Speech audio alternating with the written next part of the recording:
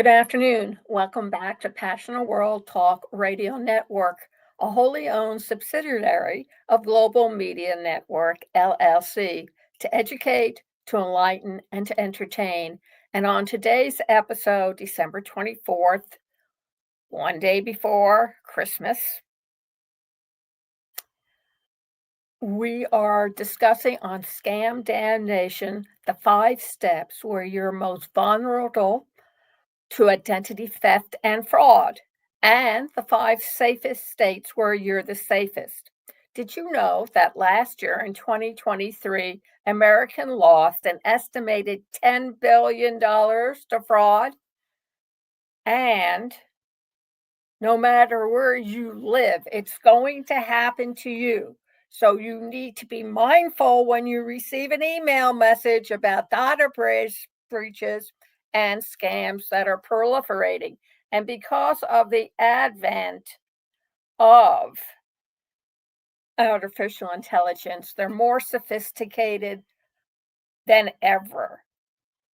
So in 2022, over $1 billion was lost. But we have found that there are some states that seem to be more vulnerable to identity theft and fraud than others. Wallet Hub looked at 14 different metrics to determine where people are most likely to fall victim to scams and fraud.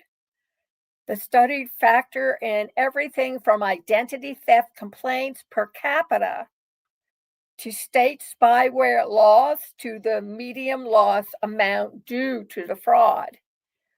Quote, living in a state with robust legal protections against identity theft and fraud, such as identity theft passports and cybersecurity task forces, can decrease your risk of falling victim to these crimes.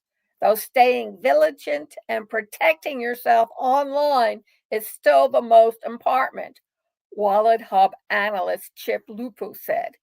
Check out which states have the residents in the most and least vulnerable to cyber attacks, scams, and identity thefts. Least vulnerable, number 5 on the list, Kansas. Heartening to know. 4th least vulnerable, Vermont. 3rd, Montana. 2nd, Rhode Island. And the first one, West Virginia. Now for the states that are most vulnerable. Florida, South Dakota, California, Delaware, District of Columbia.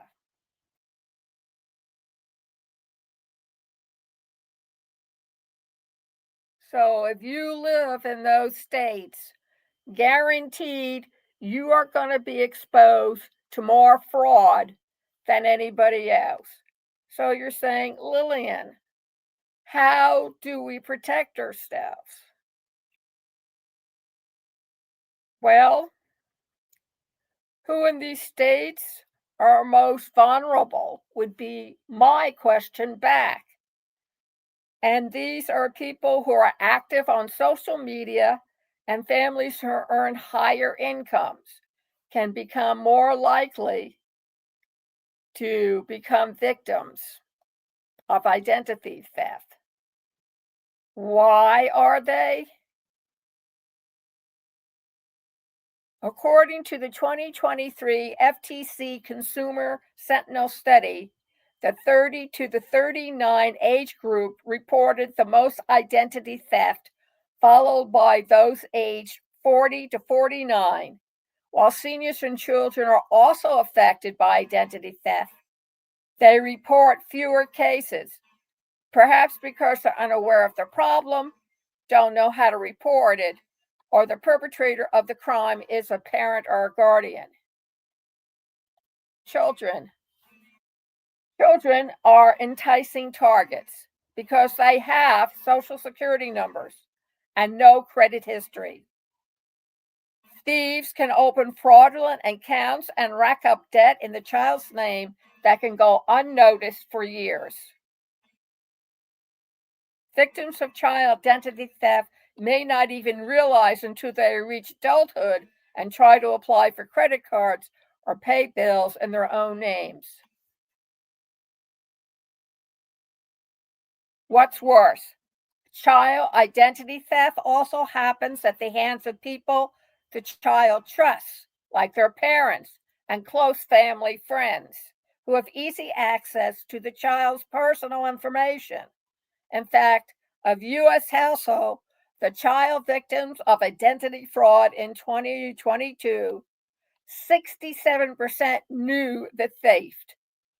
Some early signs of child identity theft can include the child receiving pre approved letters, no longer qualifying for government benefits, receiving unfamiliar medical bills, seeing spam and suspicious activity on their social media accounts, being denied new copies of government documents like their birth certificate. In 2022 study, 915,000 U.S. children were victims of identity fraud in the past year. And that's from Javelin Strategy and Research. A subset of millennials, specifically those born between 1985 and 1994, reported that most of the identity theft compared to any other age group. And this came as a shock since digital natives dominate this age group. Still, the survey shows this trend may stem from overconfidence and poor cybersecurity habits, like waiting too long to install software updates. However, since millennials were raised in the age of the internet, it's also possible they're more adept at catching identity theft and reporting crimes before they cause major losses. People between the ages of 30 and 39 report the highest number of identity theft of any age group, and this is from the Consumer Sentinel Network. Seniors. Seniors are attractive targets for identity thieves. According to an innovation in aging study from 2020, 1 in 10 seniors experienced identity theft attacks the previous year, and people 75 and older experienced the most substantial financial losses in each attack. This is likely because people who grew up between 1930 and 1950 were raised in a culture of trust and often didn't treat potential scams with enough skepticism. On average, they also monitor their financial accounts less often, and criminals can take advantage of their higher credit scores, healthy savings accounts, and home equity.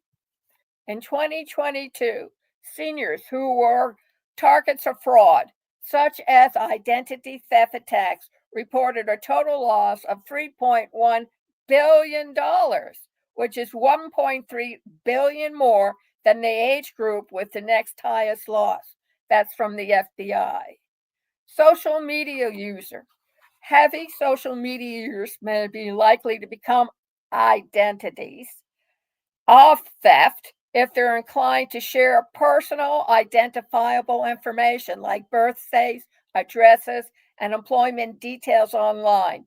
This wealth of information makes it easier for cyber criminals to launch a social engineering attack. According to the recent Javelin study linked above, 47% of households with children on social media and related apps say their child's social media account was taken over as part of a fraud incident. This may be because social media, such as Facebook, Instagram, and Snapchat, provide an open line of communication with strangers, potentially empowering criminals to enjoy bait and switch schemes, impersonation, romance scams, and tech support scams. Common social media scams that led to identity theft included phishing links and crypto scams. That's from the Identity Theft Resource Center.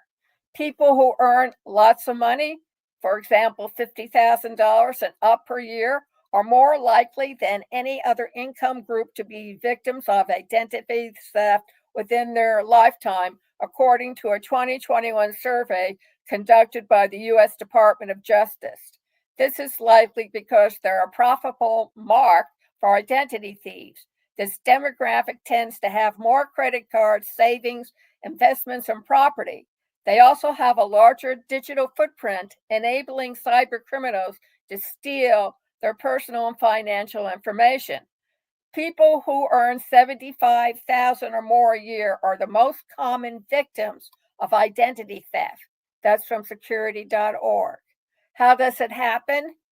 Identity theft happens commonly due to data breaches, phishing scams, weak password practices, social engineering attacks, and compromised security measures on websites. But you can also boil it down to human error. So, what are some of the ways people can get a hold of your identity? You didn't discard documents properly, scribbled over sensitive details, or shredded documents before throwing them away. Your wallet was stolen. Use a digital wallet like Apple Pay to secure your cards behind a passcode.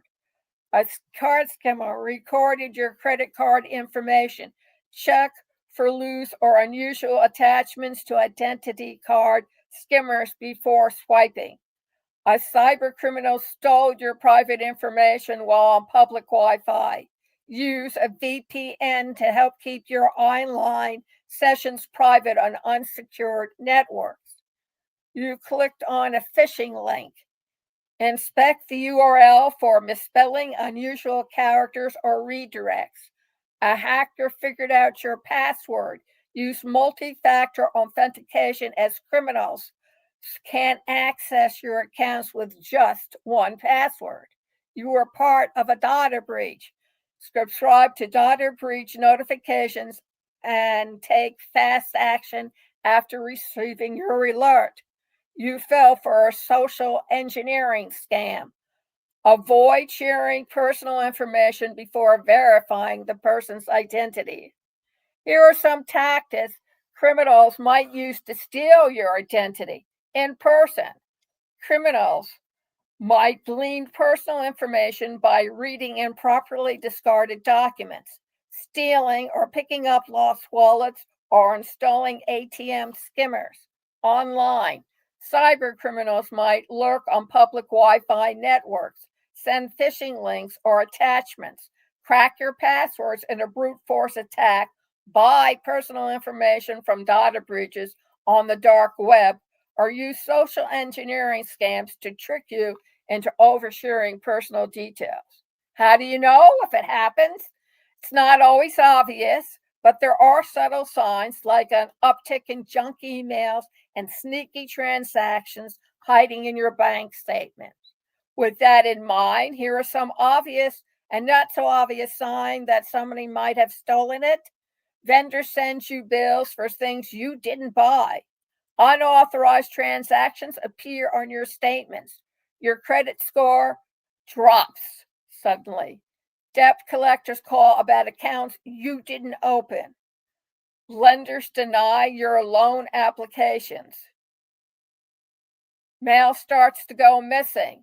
Your credit report shows unfamiliar accounts.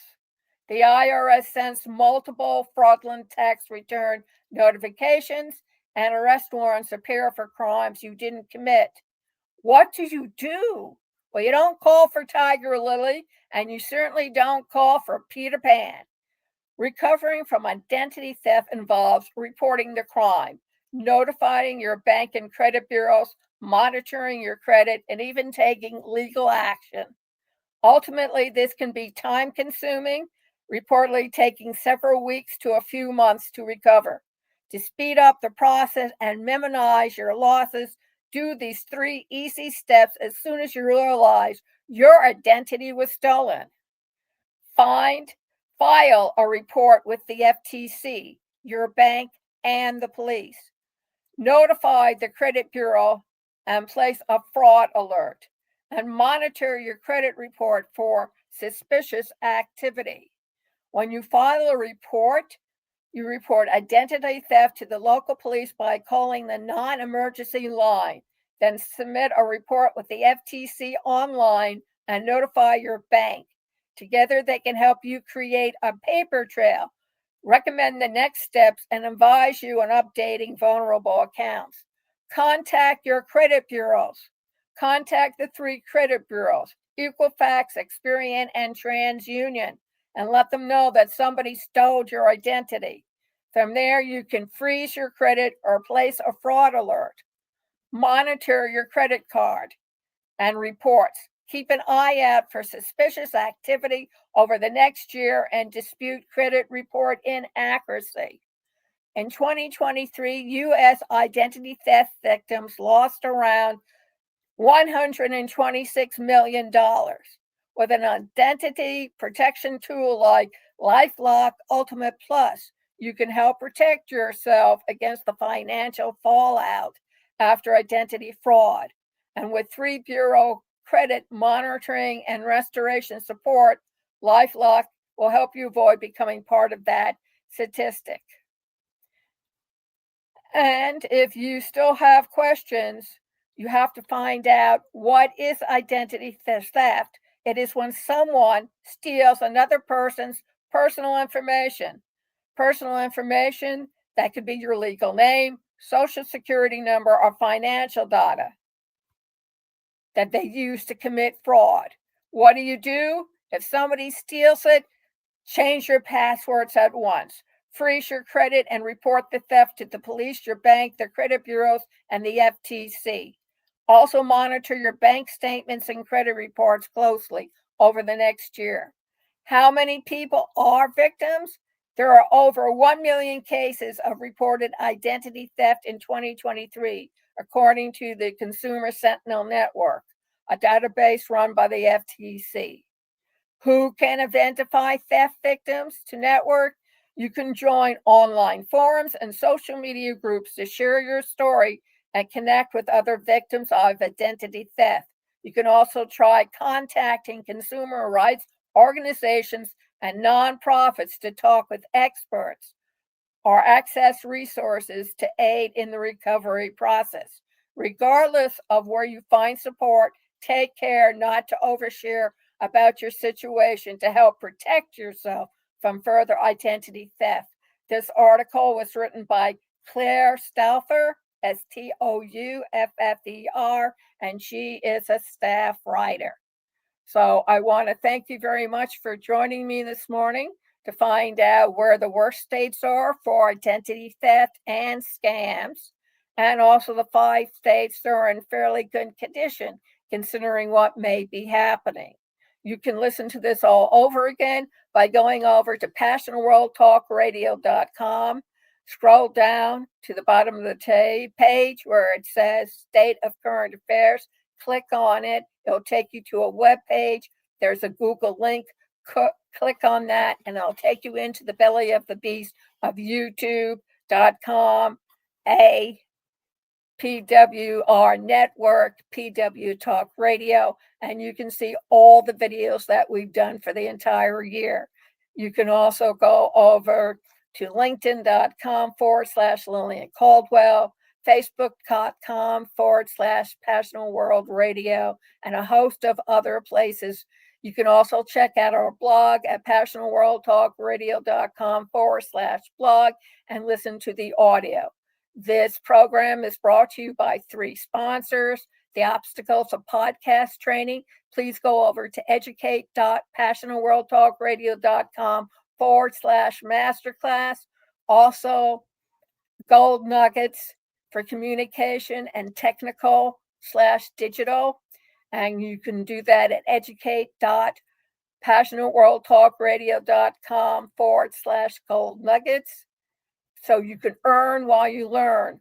Also, by the the obstacles of podcast training /masterclass. Learn how to podcast, whether you're in college, third grade, or you're 95, or even something you've always wanted to do, and learn how to communicate. And if you want your memoirs published or you need help, contact us at pwrnetworkllc@gmail.com. Thank y'all for listening. And remember, please try out my flex. Go over to http:// AI-with-Lillian.com. Sign up for a monthly plan. You can start out fairly easy and work your way up. And it tells you everything you need to do or want to do or hope to do, whether it's personal, spiritual, business, entertainment. That's entertainment. Thank you very much.